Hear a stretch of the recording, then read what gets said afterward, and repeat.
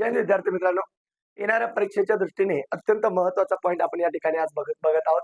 मित्रांनो, सोमनाथ जो मंदिर आहे गुजरात राज्यामध्ये, त्याचा विध्वंस जो झाला होता, त्याची लूट जी झाली होती, तर त्याला 1000 वर्ष यावर्षी पूर्ण होत आहे. यामुळे परीक्षेच्या दृष्टीने हा अत्यंत महत्त्वाचा पॉइंट आहे मित्रांनो. आणि याच्यामध्ये जर बघितलं मित्रांनो, सोमनाथ मंदिराची पहिल्यांदा जी लूट झाली होती इसवी सन 1026 ला मोहम्मद गझनी जे आहेत मित्रांनो, या मोहम्मद गझनीने याची लूट केली होती. मित्रांनो, त्याचा उद्देश काय होता? हा सोमनाथ मंदिर लुटण्याचा, मंदिरातील संपत्ती लुटणे हा त्याचा उद्देश होता. आणि या घटनेला जर आपण बघितलं, या घटनेला 2026 मध्ये 1000 वर्ष पूर्ण झालेली आहेत. किती वर्ष? 1000 वर्ष.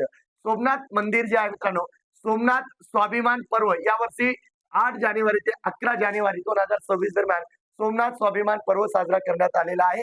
आणि सोमनाथ मंदिर जो आहे याविषयी लक्षात ठेवायचं मित्रांनो, भारतामध्ये जे एकूण 12 ज्योतिर्लिंग आहे त्यापैकी पहिला ज्योतिर्लिंग म्हणून सोमनाथ मंदिराला आपण ओळखतो.